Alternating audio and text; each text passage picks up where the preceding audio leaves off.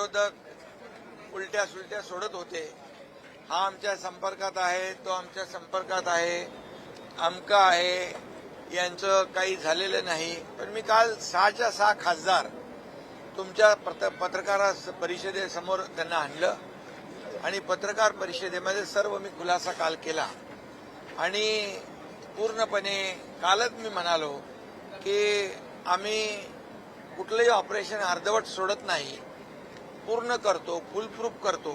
त्याप्रमाणे खासदारांचं operation tiger successful झालं आणि त्या सगळ्या प्रक्रिया कायदेशीर आणि ज्या घटनात्मक प्रक्रिया आहेत ह्या संपूर्णपणे पूर्ण झालेल्या आहेत.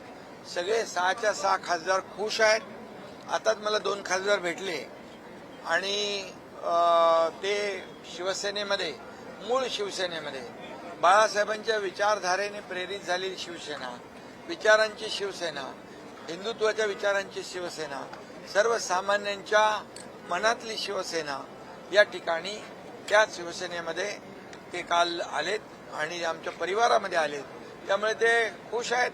आमचे आता अगोदरचे 7 खासदार, हे 6 खासदार, आता एक मोठी टीम तयार झालेली आहे 13 खासदारांची. राज्यसभेमध्ये 2 खासदार, असे 15 खासदार, एक मोठी टीम या ठिकाणी तयार झालेली आहे. आणि त्यामुळे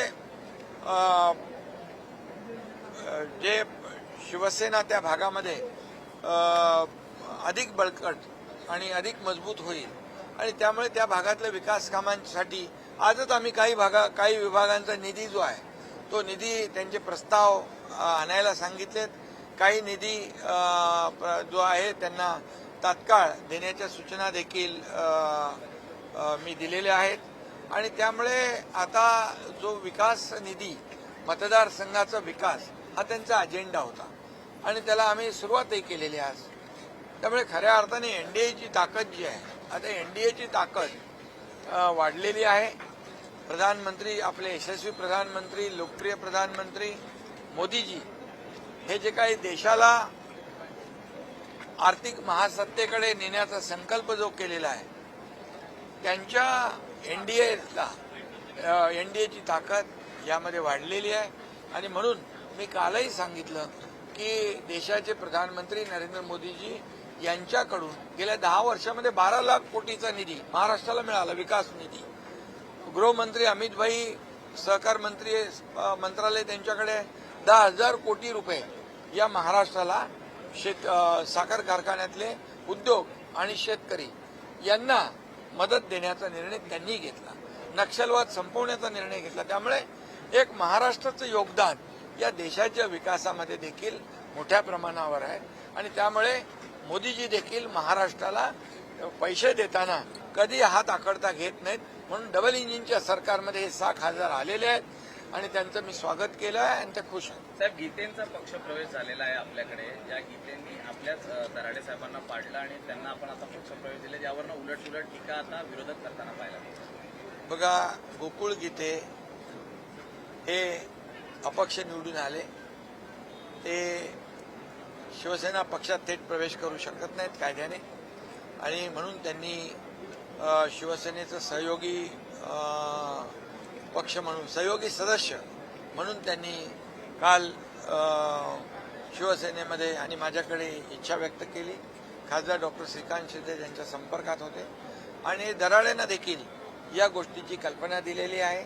आणि दराडे देखील म्हणाले की संघटना पक्ष या ठिकाणी त्याची ताकद वाढत असेल तर यामध्ये अशा प्रकारचे जे काही आपल्याला निर्णय घ्यावे लागतात. नरेंद्र दराडे यांना तुम्ही शब्द दिला होता, नरेंद्र दराडे युनिफॉर्म सिव्हिल कोडवरती शिवसेनेची भूमिका काय? युनिफॉर्म सिव्हिल कोड जो आहे त्याच्यावर शिवसेनेची भूमिका पहिल्यापासून सकारात्मक आहे. कारण हिंदू हृदय सम्राट बाळासाहेब ठाकरेंची, आमच्या बाळासाहेबांची भूमिका पहिल्यापासून देशामध्ये समान नागरी कायदा असला पाहिजे आणि तीच भूमिका आमची आहे. त्यामुळे समान नागरी कायदा, सगळ्यांना समान न्याय, कुठल्याही समाजावर अन्याय होणार नाही या सगळ्या या बाबतीमध्ये भूमिका आमची सकारात्मक आहे. बाळासाहेबांची भूमिका होती तीच आमची आहे, कारण बाळासाहेबांच्या विचारांची शिवसेना आम्ही पुढे नेतोय. त्यामुळे आणि या भूमिकेशी आम्ही सहमत आहोत. नरेंद्र तराडे यांनी तुम्ही शब्द दिला होता. यूनिफॉर्म सिविल कोड को लेकर शिवसेना आपकी पार्टी की क्या भूमिका है? क्या? यूनिफॉर्म सिविल कोड नागरिक कायदा को लेकर बाळासाहेब ठाकरेंनी जेव्हा सांगितलं होतं उद्धवला सांभाळा आदित्यला सांभाळा पाळणा करा एक असं वक्तव्य किरण पावसकर असं बघा, तुम्ही आहे ना पत्रकार लोक अर्धे त्यांचे वाक्य दाखवता आणि अर्धे वाक्य तोडून टाकता. त्यांनी आता पत्रकार परिषद घेतली ना, त्यांनी सांगितलं ना, स्पष्ट खुलासा केला ना, त्यांनी बाळासाहेबांच्या वक्तव्यावर भाष्य केलेलं नाही, परवाच्या मेळाव्यातल्या वक्तव्यावर भाषण केलेलं आहे. बाळासाहेब आमचं दैवत आहे आणि बाळासाहेबांचा अनादर कोणीच करू शकत नाही. किरण पावसकर नाही, एक साधा शिवसैनिक पण करू शकत नाही. शिंदेसाहेब ज्या प्रकारे 2029ला निवडणूक आहेत, जे खासदार नवीन तुमच्याकडे सेना आलेले आहेत, भवनासंदर्भात जागांची चाचपणी सुरू असल्याची माहिती मिळते. दादर आणि बीकेसी काय कोणाला पोटात कोणाचा प्रॉब्लेम आहे काय? अरे काम करायला ऑफिस नको का? बाळासाहेब भवन आहे, आणखी कार्यालय, शिवसेना मोठी होती आहे, संघटना मोठी होती, मग कार्यालय नको? मग काय कोणाला काय प्रॉब्लेम आहे? भाई 2029च्या निवडणुकीला जे खासदारांनी प्रवेश केलाय, ज्या खासदारांनी प्रवेश केलाय 2029ला, त्या खासदारांसाठी शिवसेनेमधून तीच उमेदवारी असणार आहे का? काल मी यावर बोललेलो आहे. ज्या 6 खासदारांनी शिवसेनेमध्ये प्रवेश केलाय ते 2029ला शिवसेनेच्याच तिकिटावर निवडणूक लढवतील आणि महायुतीचे उमेदवार म्हणून निवडून येतील. साहेब आता हिंदीमध्ये हिंदू समिती संघर्ष सुरूच राहणार म्हणून ओमराजेंची ही राजकीय भूमिका आहे. ओमराजेंसोबत माझा राजकीय संघर्ष त्यांचा जो काही राजकीय त्यांच्या वडिलांच्या हत्येचा आणि तो विषय आहे, त्यामुळे त्यांचं जे काही राजकीय काय आहे, परंतु आता ते जे आलेले आहेत त्यांच्या त्या भूमिकेच्या बरोबर आम्ही स्वतः आहोत, त्यांच्या पाठीशी आम्ही उभे आहोत. कारण फक्त विकास प्रकल्प नाही, त्यांच्या प्रत्येक अडीअडचणीमध्ये शिवसेना त्यांच्या सोबत राहणार आहे. धाराशिवमध्ये महायुती नाही आणि असं नाही. असं तुम्हाला कोणी सांगितलंय? काय सांगितलं तुम्हाला? आमचा अजेंडा हा विकास आहे. तुम्ही पॉझिटिव्ह कधीतरी विचारणार का? निगेटिव्ह तुम्हाला विचारायला सांगितलेलं आहे. सकारात्मक भूमिकेतून पत्रकारांनी जायला पाहिजे आणि चांगलं कुठे घडत असेल त्याला तुम्ही सपोर्ट केला पाहिजे. संजय राऊत द्वारा विद्यमान खासदाराला उद्धव ठाकरे गटाच्या नेत्याने जाहीरपणे धमकी दिलेली आहे, शिवीगाळ केलेली आहे. ही भारतीय न्याय संहितेनुसार केस बनू शकते का आणि तुम्ही या संदर्भात पोलिसांशी बोलणार आहात का? आता अरे नाही, प्रश्नाचं उत्तर द्या हो. पहिला त्यांनी आत्मचिंतन करावं, स्वतःचा हिशोब पहिला करावा. शिंदेसाहेब प्रश्नाचं उत्तर द्या. मी सांगतो, कायदा हातात घेण्याचा अधिकार कोणाला नाही. कायदा सुव्यवस्था राखण्याची जबाबदारी शिवसेनेची आहे. आणि कोणाला त्यांनी म्हटलेलं आहे? संजय पाटलांना. संजय पाटील स्वतः दबंग आहेत आणि अशा धमक्यांना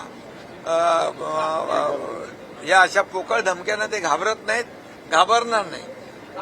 लेकिन संजय मीना पाटील तुमच्याही नावाचा उल्लेख केला आणि तो रोज केला जातो. माझा जेवढं नावाचा उल्लेख करतात तेवढे ते खड्ड्यात जातात आणि माझ्याकडे लोक जास्त येतात. संजय मीना पाटिल खुद बॉम्ब डालने की बात करते हैं, बंदूक दिखाती की एक्शन करते, बॉम्ब डालने की बात करते एक सांसद. कौन? देखिए, संजय मीना पाटिल ये तो लोकशाही के खिलाफ है. मैं उस पर कोई टिप्पणी करना नहीं चाहता हूँ. जो लोक प्रतिनिधि होने के बावजूद ऐसे बेतुनी बातें करता है, गंदी बातें करता है, उस पर मैं क्या बोलूंगा? देखिए, आप ही के सांसद ने बोला. मुझे अभी उस पर बात कुछ करनी नहीं है.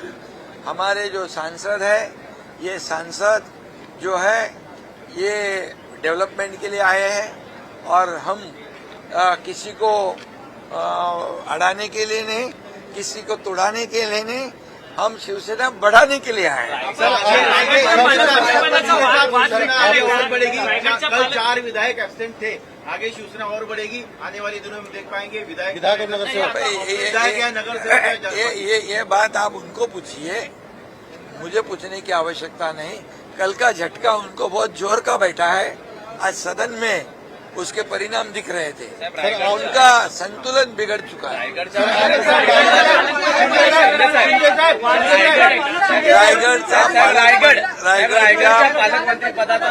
रायगडच्या पालकमंत्री पदाचा तिढा लवकरच सुटेल। कटकरे आणि भरत गोगावले दोघांनी चर्चा केलेली आहे। मी स्वतः मुख्यमंत्री महोदयांशी बोललेलो आहे आणि लवकरच तो तिढा यूनिफॉर्म सिविल कोड को लेकर शिवसेना की क्या भूमिका है?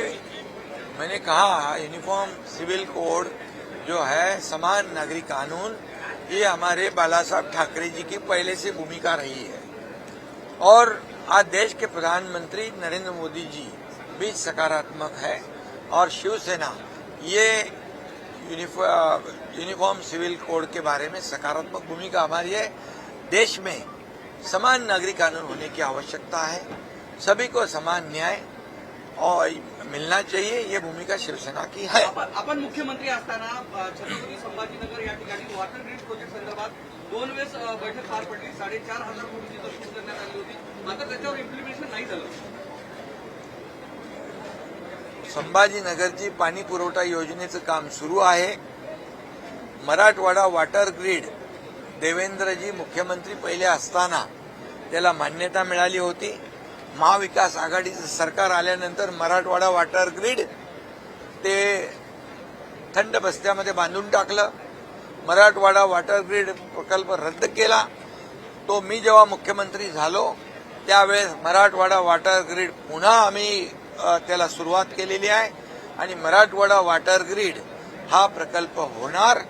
मराठवाड्याचा दुष्काळवाडा हे नाव जे आहे हे पुसून टाकण्यासाठी, कायमस्वरूपी तिकडचा दुष्काळ मिटवण्यासाठी मराठवाडा वॉटर ग्रीड महत्वाचा आहे आणि या बाबतीमध्ये आमची जेव्हा मी होतो, देवेंद्रजी होते, प्रधानमंत्री मोदी साहेबांशी चर्चा झाली तेव्हा त्यांनी सांगितलं इंट्रा स्टेट मधले जे प्रकल्प आहेत, नदीजोड प्रकल्प, याला नदीजोड प्रकल्पाला प्राधान्य द्या आणि नदीजोड प्रकल्प जे आपल्या अंतर्गत राज्यातले आहेत त्या प्रकल्पांना प्राधान्य दिलं तर मोठ्या प्रमाणावर लोकांना दुष्काळापासून आपण दिलासा देऊ शकतो। 6 सांसद आपकी पार्टी में जुड़ चुके हैं, लेकिन क्या लोकसभा स्पीकर के साथ कोई मीटिंग हुई है? ओम बिरला के साथ मीटिंग सच में हुई है? देखिए मैं क्या कोई सच में? मीटिंग ऑफिशियल, सच क्योंकि अभी तक कोई फोटोग्राफ, अरे कोई लेटर आपको सामने आया नहीं। मैंने कल कहा कि ये 6 सांसद शिवसेना में शामिल हुए, आपके सामने लाया था ना उन्हें। अभी लेकिन कोई Lok Sabha legal proceeding- legal proceeding complete हो चुकी है। लोकसभा अध्यक्ष जी के पास जो भी कानूनी कार्रवाई करनी थी, जो भी घटनात्मक कार्यवाही उनके पास करनी थी, वो सब पूरी हो चुकी है और इसीलिए कोई भी कुछ भी कहे आप उस पर भरोसा मत रखो। मुख्यमंत्र्यांमध्ये सत्ता संघर्ष सुरू आहे असं म्हणतात। सत्ता संघर्ष सुरू आहे असं म्हणतात।